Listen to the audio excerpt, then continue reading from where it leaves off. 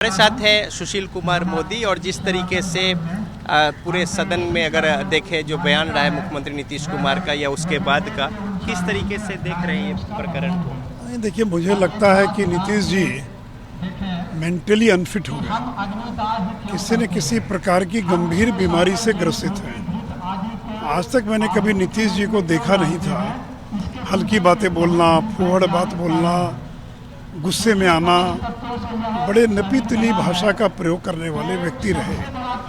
लेकिन लगातार 2 दिनों तक जिस तरह से मांझी जी पर उनका गुस्सा फूट पड़ा वो अनकॉल्ड फॉर था, जिस तरह के शब्दों का प्रयोग किया या उसके पहले महिलाओं के बारे में जिस प्रकार की टिप्पणी की, तो मुझे लगता है कि अब नीतीश जी को मुख्यमंत्री का पद छोड़ देना चाहिए, किसी और को सौंप देना चाहिए, आराम करना चाहिए, क्योंकि वो मानसिक रूप से स्वस्थ दिखाई नहीं पड़ रहे हैं।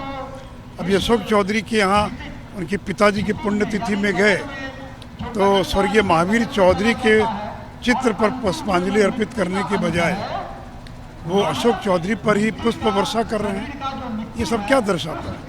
ये नॉर्मल नहीं, वो नॉर्मल दिखाई नहीं पड़ रहे हैं, कुछ ना कुछ एबनॉर्मल है। इसे जनता दिल्ली के लोगों को नीतीश जी की चिंता करनी चाहिए। मुझे दया आती, गुस्सा नहीं आता है। ये सब देखकर दया आती कि व्यक्ति का किस तरह का पतन हो सकता है।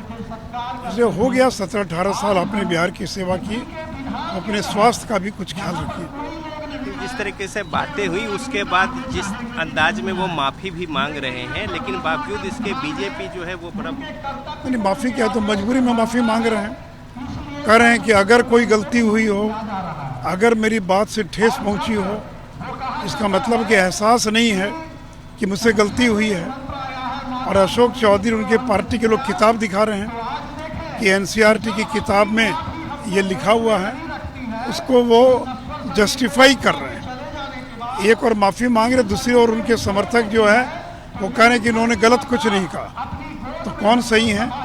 तो उनकी माफ़ी को कोई स्वीकार करने के लिए तैयार नहीं हो रही। एक आखिरी बात, इंडिया जो गठबंधन है उसको लीड कर रहे हैं और उनके पार्टी के लोग भी समय समय पर कहते रहे हैं कि एक बड़े चेहरे, बड़े तस्वीर के तौर पे, बड़ी जिम्मेदारी के तौर पे, प्रधानमंत्री के तौर पे, तो अब जो गठबंधन और घटक दल है तमाम सारे, नीतीश जी की इनिशिएटिव भी रही है, इसको कैसे देखते हैं? देखिए, अब तो प्रधानमंत्री पद का उम्मीदवार बनना तो बहुत दूर की बात है।